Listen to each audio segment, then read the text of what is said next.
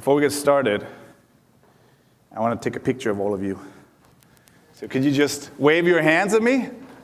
Woo! Okay, let's do a video also.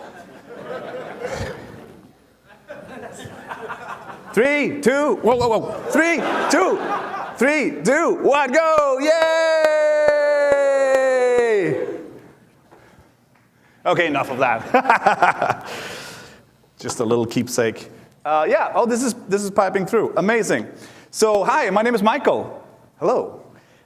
This was the place I cornered Josh and begged him to have me on as a speaker for Deep Dish. See, as soon as I heard about this conference, I wanted in. I applied to speak in 2023, and I absolutely love indie developer conferences. And while I am decidedly not a developer, I have this deep belief that designers and developers have a lot to learn from each other. Unfortunately, my talk wasn't chosen, but I thought, I'll just try again next year. And I did. A lot of very talented people apply to speak at these things, and my talk was again rejected. So back to this toilet in Spain. I am at a dinner, and Josh is there. He's right there. And I'm thinking, I just gotta go talk to him. Let him know how much I'd love to speak at his conference. Try to convince him that a designer could add something to his lineup. If only he would give me the chance. It worked. I'm here. It worked a little too well, seeing as he put me on as the opening speaker. So thank you, Josh. And thank you, Carrie, and thank you, everyone, for spending this time with me and giving me a chance. And yes, I know that opening keynotes, they're supposed to be motivational, right? They're going to set the tone, fire you up. But mostly, I'll do my best. But mostly, I'm here to share some stories and some lessons that I've picked up along the way. And hopefully, they'll leave you with something useful, or at least they'll entertain you. Because today, I want to talk about fun. And specifically, I want to share with you some things that I've learned about creating a career that I love.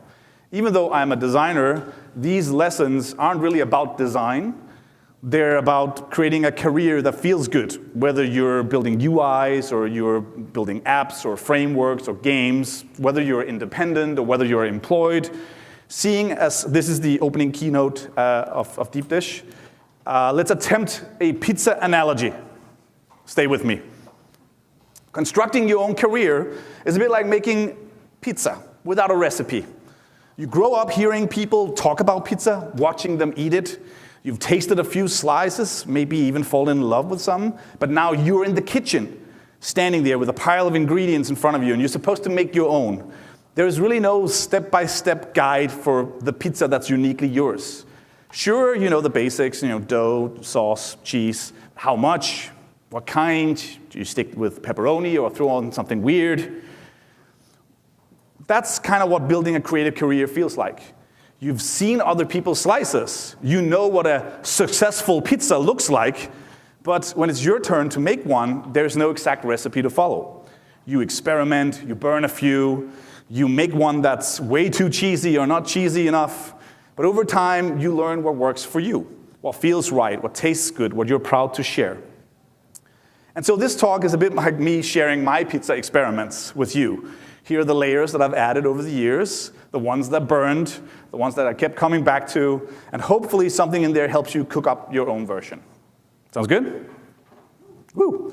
So I want to talk about getting started, finding inspiration, figuring it out, getting paid, learning from your mistakes, and this one secret trick that I've used time and time again in my career.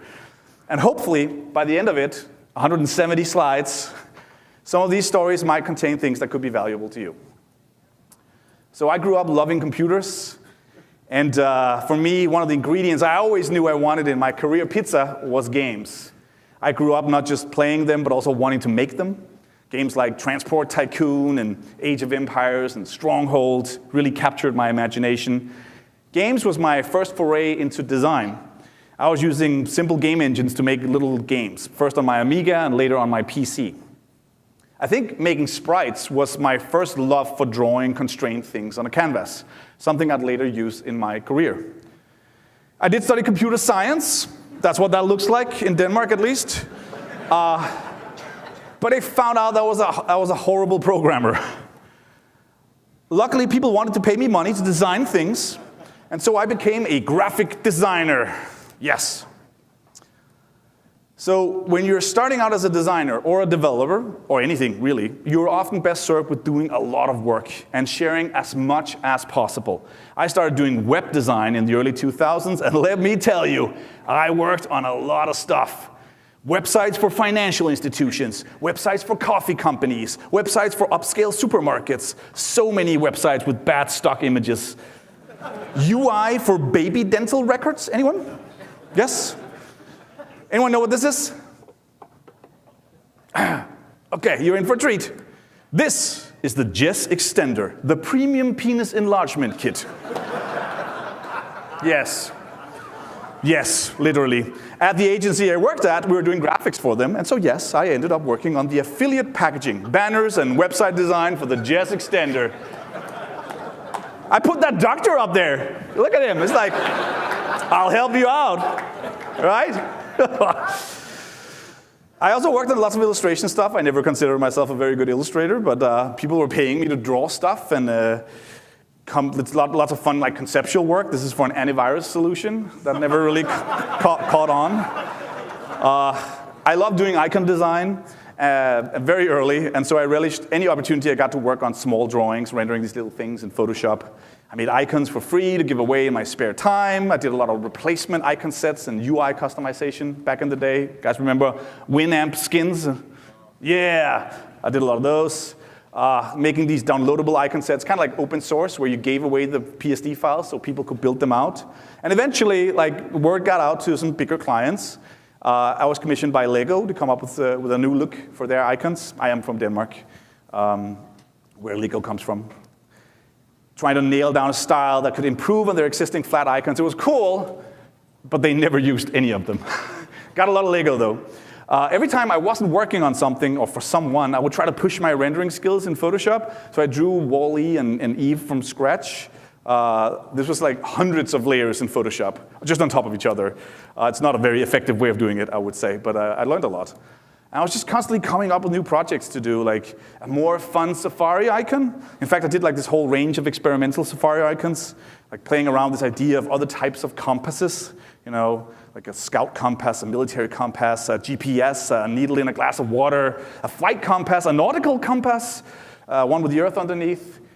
What about the Star Wars characters as app icons? That could be fun, right? It's like stuff like this. Yeah, I'll just sit at home and draw things like this at night.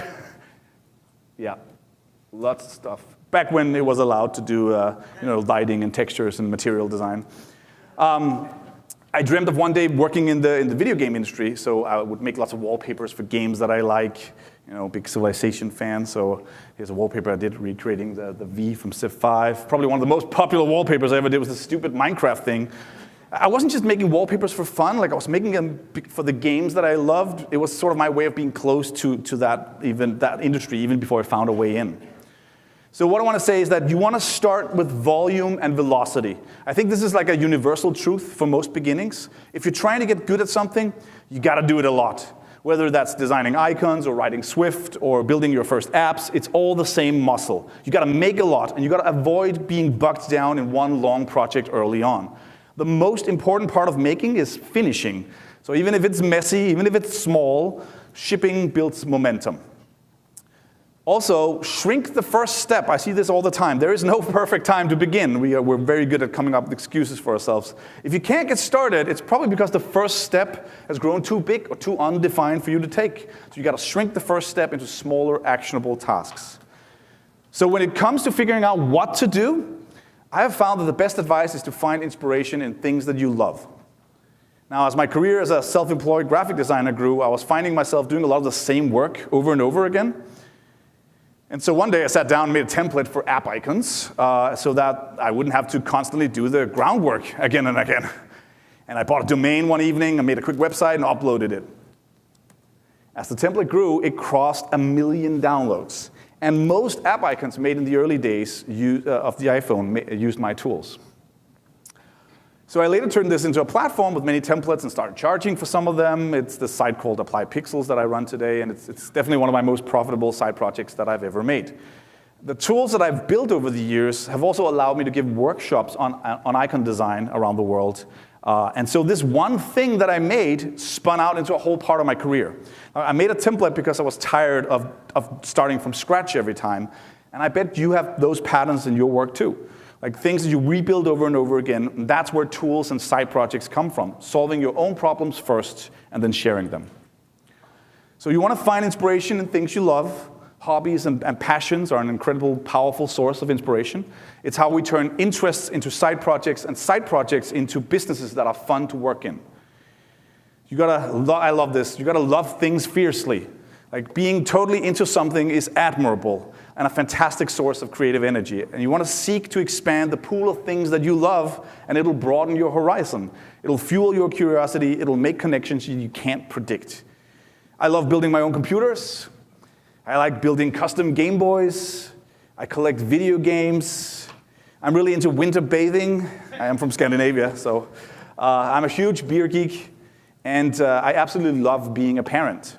And connecting with things I like is a source of inspiration in the things that I make.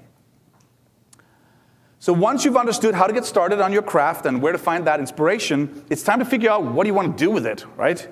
Now, I have worked on hundreds of projects with other people and built many things that never went anywhere. So I made a television show tracker app once, worked on so many weather apps. This one was called Outside. It was like one of the first weather apps that we did. It was featured on Jay Leno, which was very cool for me back when I started out. This is Thermo Haze. I made a dribble app. Rest in peace, Dribble. Tried building an RSS app for iOS and Mac. Can't recommend it. Made a music festival app. It was a really fun project for Denmark's largest music festival. Got lots of free beer on that one. Worked on a service that helps you keep track of game releases. Never had a monetization strategy, and eventually I had to shut it down because it was costing me too much money. It was actually a really cool service. It was too bad. Worked on a service that helps speakers share talks and event organizers to find them. Again, no monetization, so worked on an app that connects blind people with sighted people. We worked pro bono on this thing. It was hugely popular, and Be My Eyes would eventually sell to Microsoft. Worked on lots of tvOS apps. Made a service that uses generative AI to turn you into video game characters. It was called Hero Pack. Also, just worked on so many silly stickers when I procrastinate. I actually have some of the graphic design as my passion stickers with me. So if you come up, find me afterwards. Also, some other stickers I'll show you later. Made a label for a beer, because why not? It's fun. A bit of a dream. And eventually I also got to work professionally on several games that we released, some for clients and some for ourselves. So what I'm trying to say is to figure out what you love doing and what you don't, you have to try a lot of things. Instead of one big project, you want to try to make 10 smaller ones. You'll learn more. Now, anything worthwhile takes a lot of work. You can work on a lot of things that aren't worthwhile, but nothing worthwhile comes without a lot of work. Like some of my best work only got better because I made it with other people. Other people bring skills, perspectives, and sometimes push you to make something that's great. So you also want to try not to please everyone with the stuff that you make. It's your work. Make it reflect your taste. Okay, so you're figuring it out. You will eventually need to eat. Now, I know a lot of people who build things on the side while they're employed. I've been freelancing for 2 decades. Back when I was starting out, I founded a little one-man design studio called Pixel Resort. That's followed me through the years, 18 years now. Through Pixel Resort, people can employ me to work on design for their things. I think freelancing as a designer or a developer is kind of like a superpower, right? You get paid to get better at what you like to do. And I've been very fortunate to be able to fund my many experiments with work for others that I really enjoy. I have over the years homed in on the sort of projects that I like making and the visual style that I enjoy. You just got to be really careful, because it can also lead you to derailing you and working on things that takes you further from happiness. Yeah. So here's a few short tips that I've learned about getting paid to do things that you like. Sharing work is how you get more work. In the creative business, designers and developers, the influx of new work comes from sharing your current work. That's just how it is. If you don't have work to share, what do? You freaking invent it. Just make it up, right? Doesn't really matter. Just find like a side project, put it on a website, do a mock-up. Like I have the craziest stories of just people that started with a mock-up and ended up running a business. Also, say no to projects. Projects that you don't love end up taking away more than they give. You're exchanging time, attention, and more exciting opportunities for something that your heart is not in. I also want to say that freedom of time, freedom of creativity, the ability to work flexibly on something that you love while living a fulfilling life, that is the goal. Money can be a tool in that process, but never the destination. Also, as someone who's built a lot of things, plan for failure. Most products don't work out. Most things never make a profit. Hype with your heart, but plan with your wallet. Okay, so let's talk about learning from your mistakes. I wish I could go back and tell myself to listen to this advice.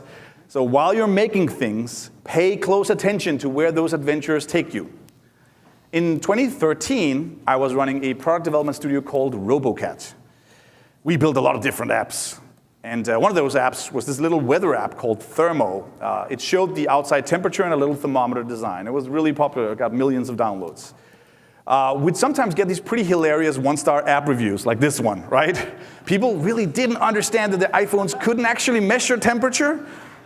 So we're joking around one evening. We were like, what if we made it? So we decided to fix it. We used the audio jack. You guys remember the audio jack?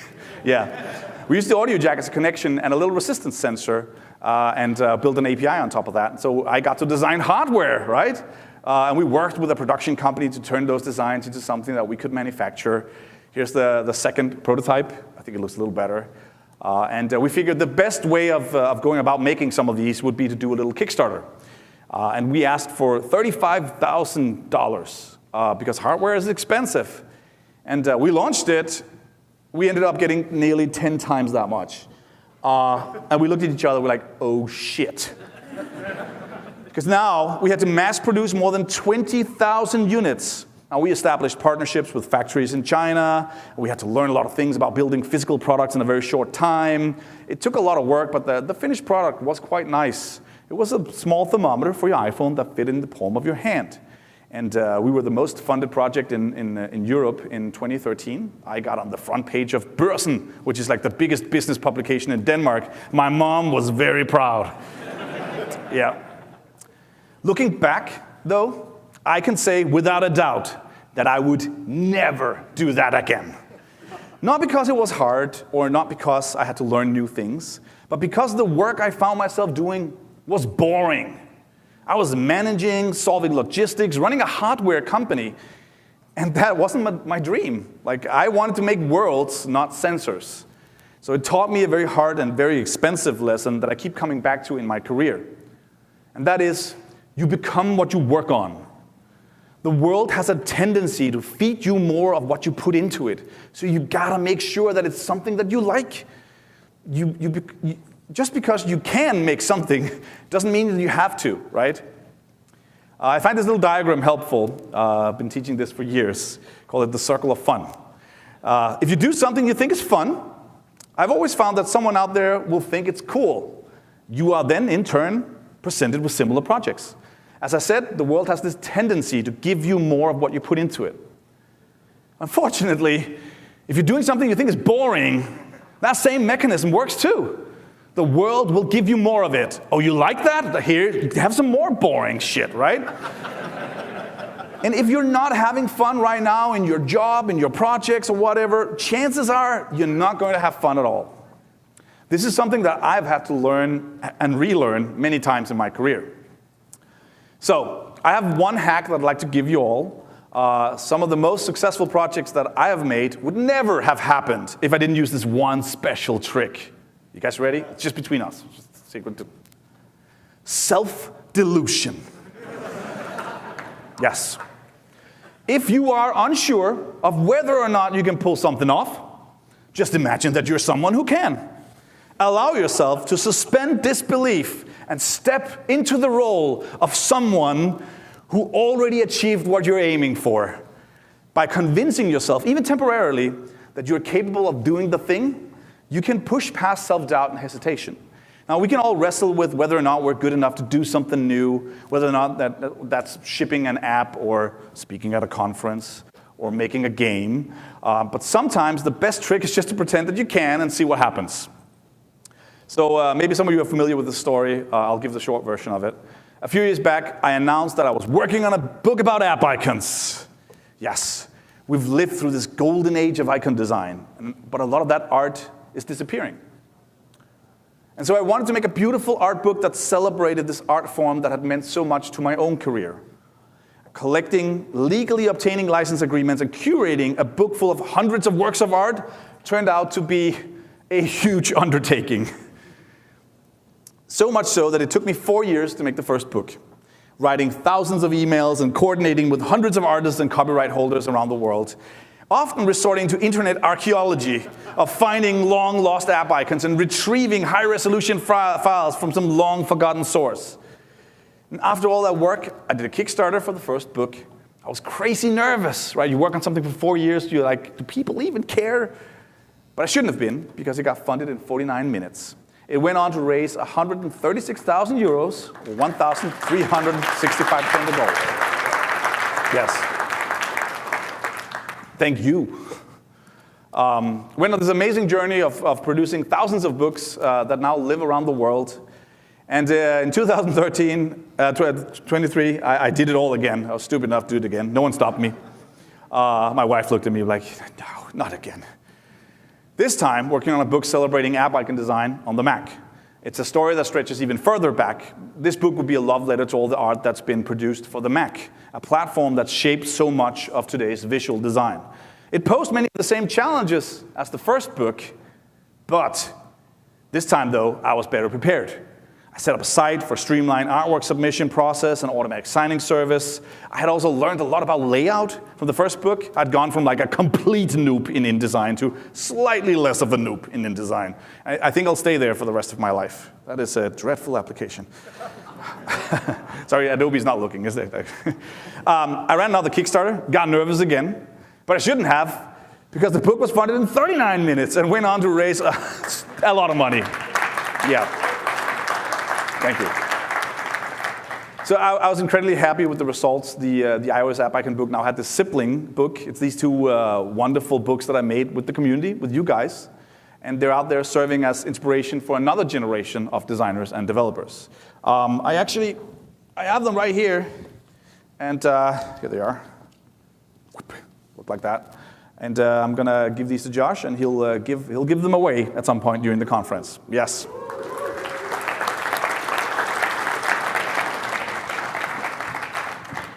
I'd be happy to sign them if you want me to. So here's the lesson, though. There's always a lesson. What's the lesson? If I had known how hard it would be to make the two app icon books, all of the challenges that I would have to overcome, I might not have been stupid enough to attempt it. Knowing all the boundaries and limitations beforehand stops us from even getting started. When we are aware of every obstacle, every potential setback, it's very easy to talk ourselves out of even trying. And sometimes I think it's better just not to see the full mountain ahead and just focus on the first few steps. Being naive helps you get started, but resilience keeps you going. I've had a lot of projects fail, but sticking with it is how you eventually land the ones that do work. Good. So one of the best guiding principles for making things in my career has been to make things that I wish existed. I have worked on things that I thought was clever or I thought might make me filthy rich, but it's the things that came solely from my own desires that has been the most fun and rewarding to work on. I did eventually get into the games industry. I started Northplay in 2016. We were very lucky with our first game. It turned out to be a good game. That's not always a given. Fast forward in 2021, I'd been running my game studio for 6 years. We had self-published a number of games on multiple platforms, both iOS, Mac, PC, and 4 games for the Nintendo Switch. And we've reached around 10 million players. But it was tough work. We've had many ups and downs, and that's a different talk altogether. Bootstrapping a company like this with funding from your own games and work for hire just meant that we could only plan a few weeks ahead into the future, or a few months at least. And honestly, at this point, I was just ready to try something new. So we traveled to Billund in Denmark to pitch a game to a large Danish toy manufacturer. Yes. It's a game we wanted to make with Lego. A tycoon game, of course. You see where my reference is going here. Set in the Lego City universe. We had invested quite a bit in this prototype that you're seeing right now. Building all the tech that would allow us to make these big Lego worlds. We had a great presentation at their HQ. Everyone was nodding around the table. They're clapping like, yeah, we're making this thing, right? They're calling their tech people saying, why didn't you make this tech? But unfortunately, due to some strategic changes from up high, our pitch was rejected. No. So honestly, at this point, I was about ready to quit. Running a studio is hard, and I was ready for the next 6 years to look different from the first 6 years. But I figured I'd give it one last shot. If I had to make one game before I closed the studio, it would be a real-time strategy game that paid tributes to the games that I grew up with. So we started working on an RTS with a twist. Instead of whizzing around the minimap as an omnipotent god, you would control a character in the world. The camera was anchored to that character at all times. And this was one of the first prototypes of what it looked like. As you can see, game dev also looks like crap in the beginning. So the game would have base building and castle construction, but you'd interact with it all through controlling this one lord character, or lady. I've introduced female characters also. This also meant that you'd be able to participate in these battles yourself, right? Which isn't something that's usually a thing in these types of games. Essentially, we're making a mix between an action RPG and a real-time strategy game set in medieval England. But I had one more twist that I wanted to explore. I kept telling the team, what if this game had a dinosaur in it? Right? Here's a super wonky early prototype. It took some convincing of the team. They finally bought this dinosaur on the asset store and like, Michael, shut up, here's your dinosaur. And we all looked at each other like, this is hilarious, this is amazing. Right? Everything is better with dinosaurs. So my thinking was, in a game like this where you're in the world, you want some big targets to sink a lot of arrows into, and the fantasy of dinosaurs in medieval England was just too much fun not to explore. So we started pitching our prototype to publishers in the summer of 2023, something I'd never done before, right? Just been building my own things, funding my own things. Suddenly we were next to publishers, big publishers, and they have lots of questions. I had more than 30 meetings with them. We finally signed these guys. They're called Ghost Ship Games. They're a Danish developer that makes a game called Deep Rock Galactic. It's very popular. It's an awesome game. I now have the financial support to plan for a longer future for the studio. So fast forward some more months and a lot of work, and it was time to announce the game. I actually brought the trailer, so I think we should just play the trailer for the game. Sound up. We didn't think the Viking raids could get any worse. The Danes are coming! You, a lord of England, must tame the land. Establish a thriving village and keep it supplied as it grows. Construct fortifications and build a mighty castle. Train your forces and prepare to man the ramparts. For our enemies have harnessed an ancient terror.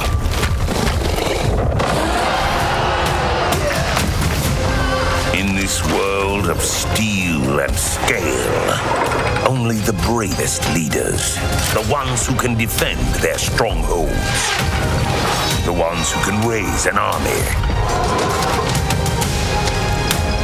the ones who can fight together, will be known as Dino Lords. Yeah! Woo! Wishlist now on Steam. I worked so hard on that trailer. So when you're making an early access Steam PC game, there's only really one metric to live by, and that is how many people have wishlisted the game. Most indies, they aim for this magical threshold of 10,000 wishlists, which sort of something happens inside the internal logic of Steam that pushes you forward if you hit that number. Now we've crossed 85,000 wishlists. Yeah. It's a great start for a small studio, and it now looks like we'll have a future that I will enjoy.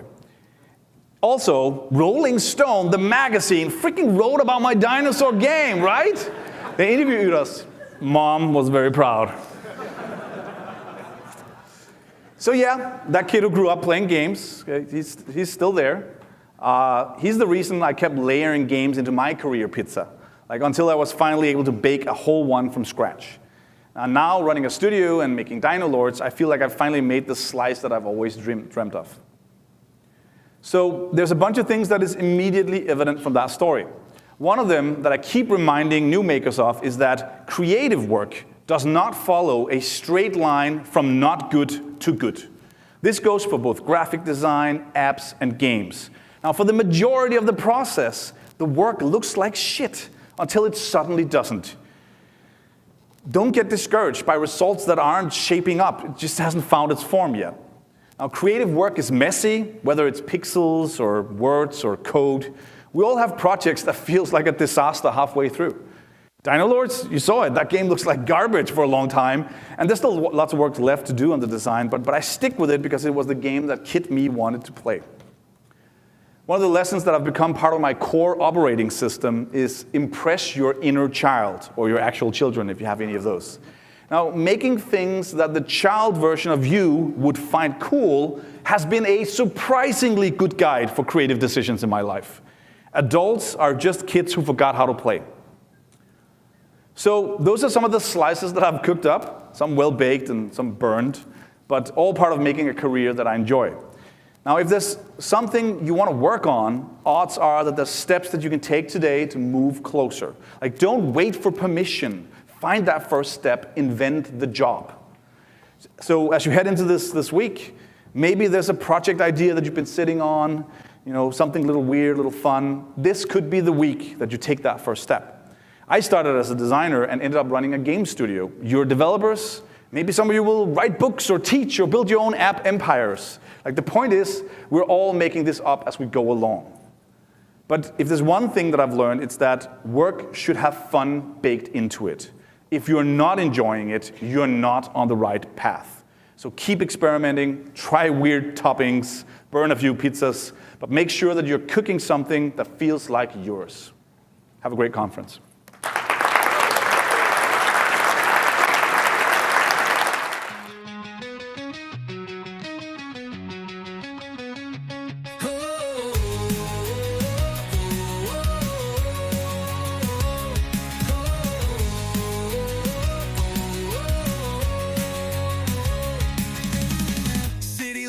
Are burning bright down on Michigan Avenue. Techies gather, hearts ignited, caffeinated fuel, code and chaos, demos blast. The vibe is something wild. Deep dish calls, Chicago's pulse beats louder than a child. Deep dish revolution, innovation in the air. Ideas rise like skyscrapers, tech dreams everywhere.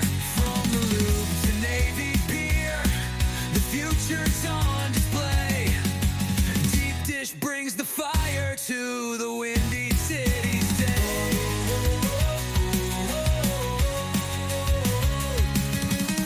Lines of code like pizza toppings stacked up to the sky. Debugging while the skyline sparkles, catch up questions why. Every glitch a battle cry, every crash a dare. In the room you feel the magic, every bite will share. Deep dish revolution, innovation in the air. Ideas rise like skyscrapers, tech dreams everywhere. From the loop to Navy beer, the future's on display. Deep dish brings the fire to the windy city's day. So grab your laptop, grab your voice, it's time to make it loud. Pitch your vision to the pack, stand tall and draw the crowd. The city whispers and it roars, it's calling out your name. Deep dish hackers, creators, legends, they're playing the game.